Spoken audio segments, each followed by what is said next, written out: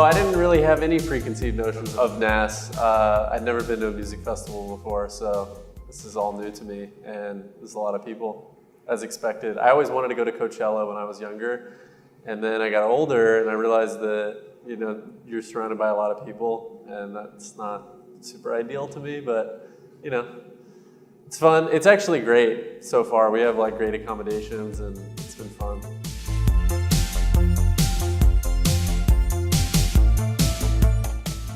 Yeah, I think initially I was just drawn to Welcome because, I mean, obviously it's a different approach. I think beyond anything, Jason just gives us a lot of autonomy, which he was smart to do right off the bat. I mean, when I got on, I was going to school, I was living in Arizona. A lot of brands that are really California-centric, they really want all their riders in California. And as we've seen now, the tides have kind of shifted, and there's brands that are popular in Europe and hugely influential in the States. And I think that that's an asset to them. And if anything, not to say that California skating has gotten stale, but people like seeing skating from all over the world, you know? When I grew up skating, that if you were a European skater, you had to make it in the States. And now it's interesting. We were just in Germany talking to the German skaters, and it's like, no, actually, like, you're better suited to kind of stay in Europe and do something here, and you can have influence in the States, you know? And obviously the internet's kind of leveled that playing field too.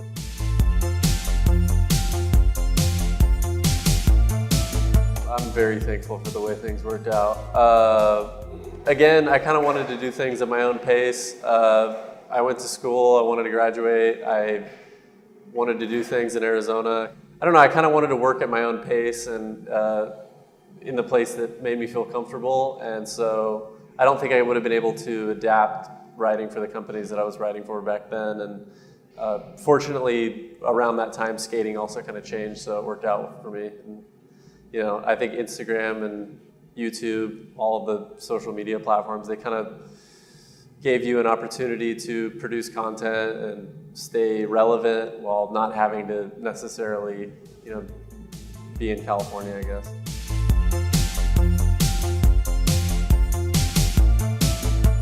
So I guess like 4 or 5 years ago, my friends Bobby and Tim were running this small after-school program, just kind of, they're taking old boards and, you know, refurbishing them, giving them back to a community center. And I was just at a time when I was going back to school, and I'd spent so much time skating and kind of focusing on myself, and I was like, I really need to do something that is maybe socially responsible or something, just something beyond myself. And so I got involved, and the last few years it's grown into a full-fledged nonprofit. We have a couple employees, we've got a, you know, staff of 25, 30 volunteers, and we're working with 250 students a week. So it's pretty rad. We get to work with a lot of refugee children, which is super cool. We have a big refugee population in Arizona. And yeah, mostly kids from lower income communities. But yeah, it's just a really awesome opportunity.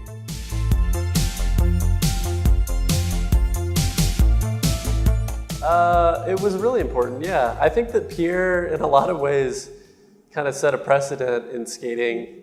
I think it was kind of ahead of the curve on a lot of companies, even outside of skateboarding. I mean, I know that the Soltech offices were like one of the first LEED certified buildings in Southern California. Getting involved there was a pretty easy fit. Pierre's kind of always had that approach, whether it's tackling climate issues. I know he did that film with Leo DiCaprio. Beyond that, it's just nice to have some sort of relationship with an owner, you know? I mean, a lot of shoe companies, you just don't get that because you're so detached from upper management or whoever runs the programs, and that's just one of the benefits of working with a smaller company, I guess.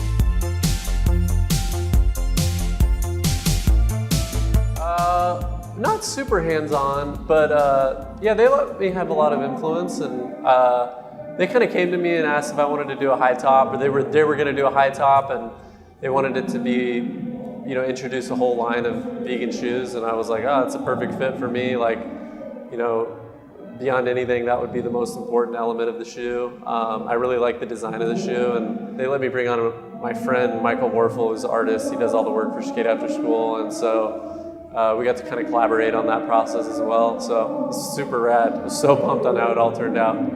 You know, even though it's just a colorway, we're actually doing a skate after school shoe as well. So yeah, Pierre's been really supportive of kind of a lot of different elements of my career. So very thankful for that.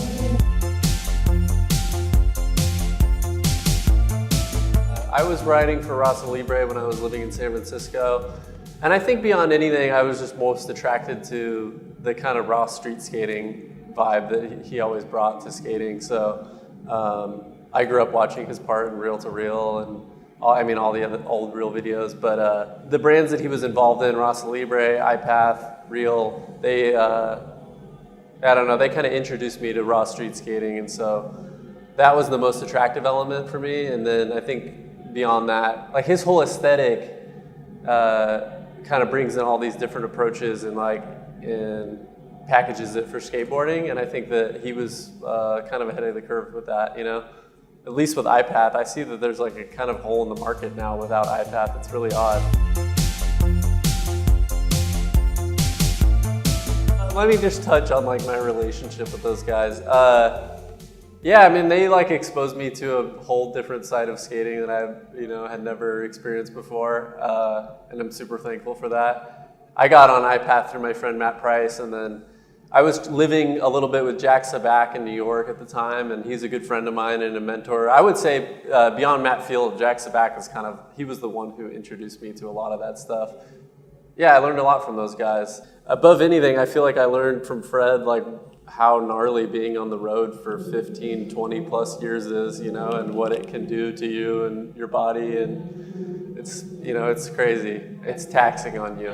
But I think like on the plus side, like Fred has kind of like a raw enthusiasm for life that is unmatched with anyone, people who meet him are just instantly attracted to him. It doesn't matter like he's, famously saving monks out of burning buildings in Thailand or, I don't even know. He's been all over the world and kind of made a mark on so many different people's lives. So I think that just the positive energy he brings to skating,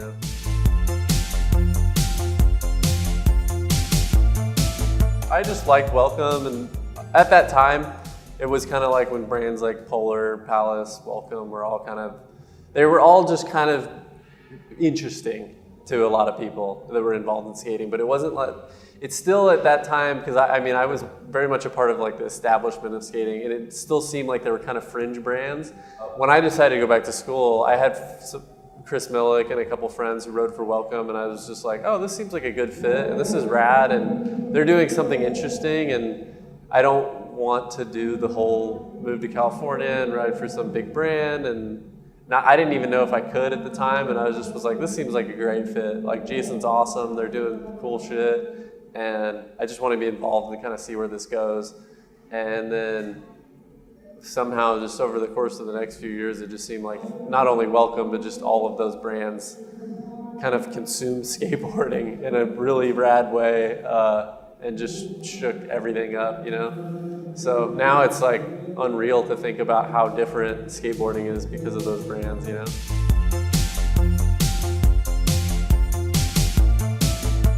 Yeah, I think that we all just kind of wanted to make a rad video. I think the sentiment seems to be that full-length videos are antiquated, but I think that they're still relevant to a lot of people. People buy them. People still do want to watch, 30 to 40-minute videos.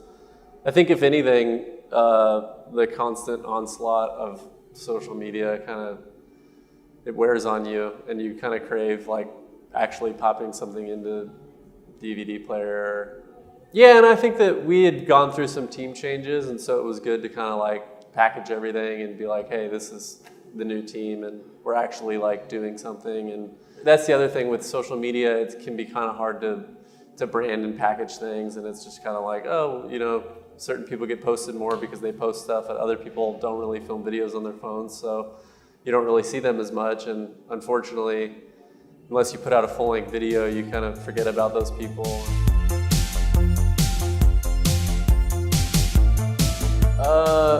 Just filming for that for me, really. I don't really have too many trips. Probably some Etnies trips, and we're gonna wrap up filming towards the end of the year. But I'd like to film stuff in probably Arizona and LA, and it's been cool working on larger scale project, because even doing the welcome video was super budget. It was great because it was just like, oh, we go out with a VX, but like working on an Etnies video for me was my introduction to like how, you know, huge skateboard films are made, and it's a totally different world. But it's been fun, and I'm excited to see the, you know, the end product. And Mike Manzuri is a legend to me, always has been, and that'll be really cool too to kind of see his take on it. I've always been really involved in a lot of the videos that I've had parts in, and I kind of helped out with some of the editing and just getting the trips and planning the welcome video.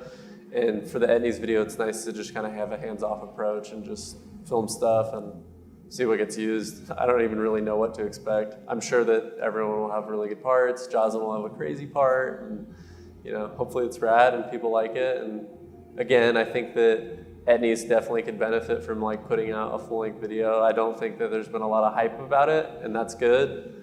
And hopefully that when it does come out, it'll be like, oh, rad. You know, I think that people are really, they want the skater-owned brands to start producing stuff that is cool and can compete with some of the major corporate brands. And I think people will be psyched. You know, everyone's kind of rooting for them right now, it feels like. So.